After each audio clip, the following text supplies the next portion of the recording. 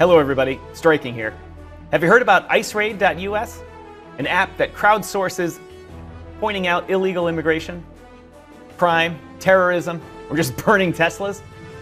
That's right, ladies and gentlemen. There's now an app for that, and it pays you to do that.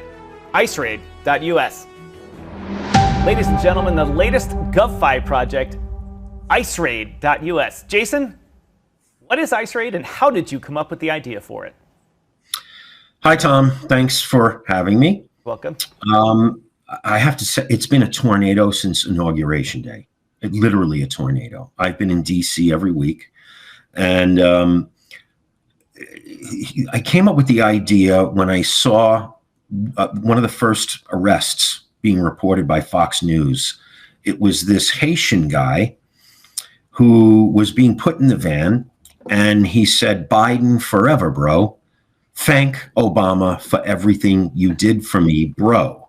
And the second time he said, bro, I said, oh my God, that's it. So I called Nick Spanos, my partner, and I said, Nick, we're launching ICERAID tomorrow. And when I hung up, I realized, wait a minute, this is not just a token. We have all this infrastructure already.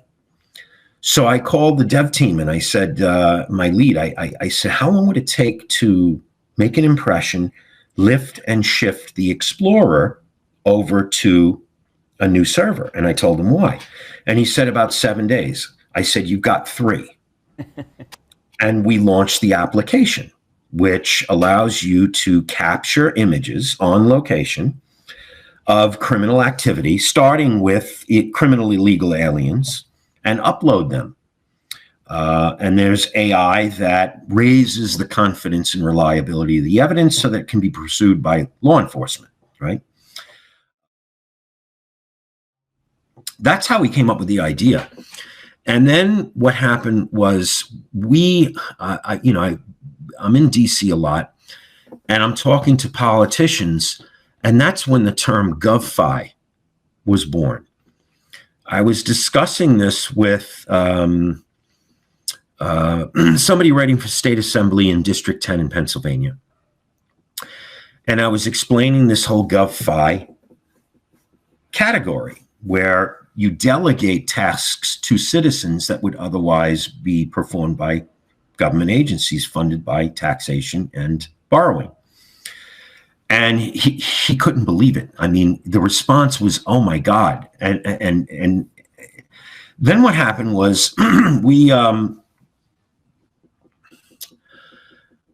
I said, we're thinking about making campaign contributions in the form of our tokens to those running for public office. And that was a fantastic idea because we were hiring a PR firm. But PR firms, the right ones, they can cost $50,000 a month. Yeah, they're expensive. So, but what this particular politician said was, I'm going to call Matt Gaetz, and you're going to go on the Matt Gaetz show, right? And I'll call this one, and I'll call that one. And of course, he's a politician. So what do you do naturally if you're a jaded citizen in your 50s? You take it with a grain of salt. The next day, we're on the train, me and Nick, and I get a text from Chris Cella, who's Matt Gaetz's line producer. Can you come on tomorrow? And I'm like, sure. And it happened. And then I met Jacob Engels, excuse me, and he writes for the Gateway Pundit. So he wrote an article in the Gateway Pundit. And for those in crypto that don't know who the Gateway Pundit is, it's like the Wall Street Journal of DC politics, right? They've got about 5 million subscribers to their newsletter. So when he published that article, he then took it upon himself to go on InfoWars, and they discussed ICERAID for 20 minutes on InfoWars. InfoWars is that media company that Alex Jones is part of. And so that's how it all happened so fast, Tom, that it was like a bucking horse. I just had to hold on for dear life, right? So there's Jacob. So now Jacob is doing work for us, and he wants to, I won't say who, but he wants to put us on some major media coverage segment and do segments, right? So it's taken off like a bat out of hell. It's become a locomotive that has dragged Pacioli along with it. Excellent. Because Pacioli is another GovFi protocol. So that's when the term GovFi was born, during that conversation at Brock Pierce's place at the Doge party, right? One of the Doge parties, right? Where there were a few of the members of the Doge development team who don't take pictures. So otherwise I would have put them up. So, and that's what happened. I mean, it happened all within the span of like 3 weeks. And it's been incredible. So now we have the app and we're doing our token sale. And the token sale is really just going to fund the liquidity pools to create a vibrant trading market and ascribe a value to the rewards people get and power the token ecosystem, right? So there's a total of 150 million being sold. Those will be the only tokens in circulation, in addition to the 200 million we're allocating toward liquidity, right? All of the other tokens, the team, KOLs, contributions, political contributions, and bounties are all under a vesting schedule for the duration of the Trump administration, right? We have two categories of bounties. One, you get a bounty for each photo you upload and you report. And the other, we have a special bounty. If you are a hardworking, honest, but undocumented migrant, and you've been here for a while, you've got no criminal record, you'll get a reward for coming forward and pursuing legal status the right way. We can't guarantee you'll get your legal status. Paying people to self-deport. It's not a self-deportation app like what Homeland Security has. It's a come, we'll help you app. Report through here and we'll give you a reward to give you your head start in the new golden age of America, right? You may have to go back to your home country, but we'll help you come back in, right? And that means there's something for everyone with this protocol. We want to get rid of the criminal element and make America safe again. And America was built on immigration, legal immigration. So if you're honest, hardworking, undocumented, contact us and we'll help you. We'll give you a reward. So, of course, it's not all altruistic. We think the ones that pursue legal status are going to get very positive press. And that will further raise the awareness of ICERAID, the application itself. So that's ICERAID. So if someone were to use it, they would just go to the ICERAID.us homepage, which of course it will be linked in the wherever you're watching this. Hit the launch app button. Right. You have to use a Solana wallet. One of the most popular ones is Phantom Wallet, so we'll demonstrate that. You connect your wallet here. Before you go any further, though, Tom, most people are going to use this on a mobile device. Right? They're not going to use it on a desktop.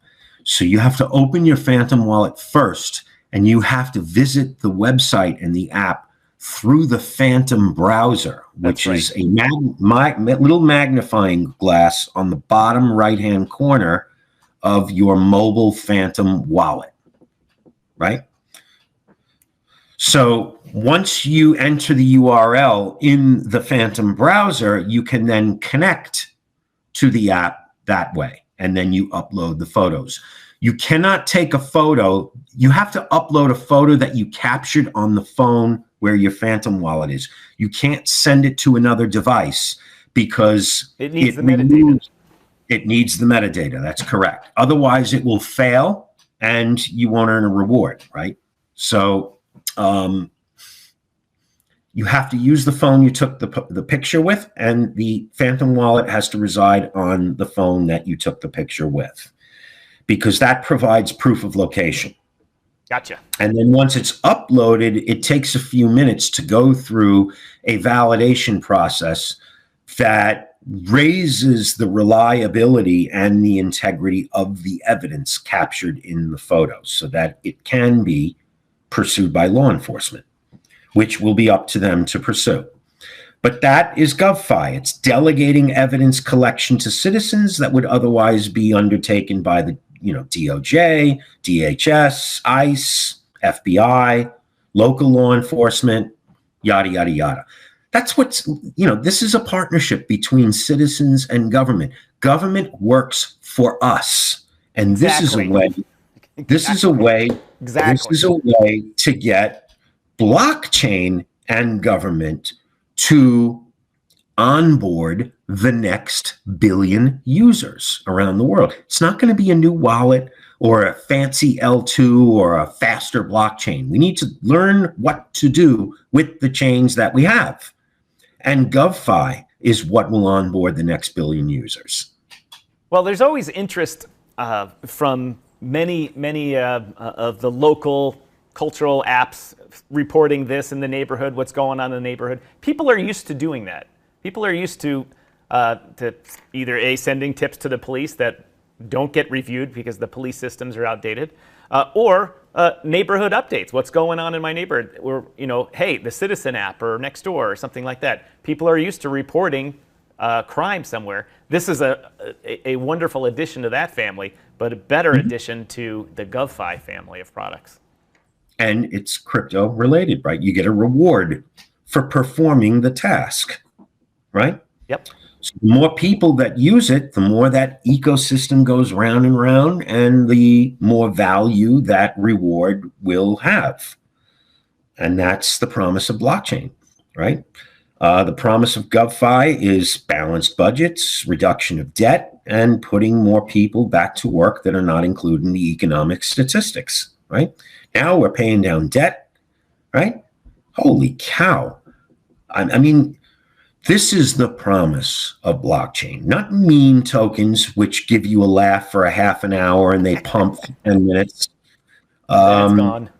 And then it's gone, right? Although I must say, ascribing a value to public sentiment at a point in time is a pretty cool thing, right? I don't want to take anything away from memes. The memes did something for brands. Absolutely. Because now you can ascribe a value, the public will ascribe a value to your brand, right? So, and that Dogecoin was the first attempt to ascribe a value to public sentiment, right? That went back to 2013. I was there, right? Nick Spanos held the launch party next to the New York Stock Exchange at the Bitcoin Center. So anyway, GovFi, we think, will lead to mass adoption where blockchain is ubiquitous and part of life. Same way the internet is. Ladies and gentlemen, ICERAID, link to it in the comments below, ICERAID.us. Crowdsourcing, evidence gathering, crime reporting, terrorism reporting for the masses. And you can earn money, earn cryptocurrency for it. It's a great idea, the whole GovFi principle. Jason, thank you for developing this. I'm looking forward to covering it again when it has achieved mass adoption. It'll be sooner than that we cover it. I was hoping it'd be next week. All right, ladies and gentlemen, ICERAID.us. Be there. Thanks, Tom.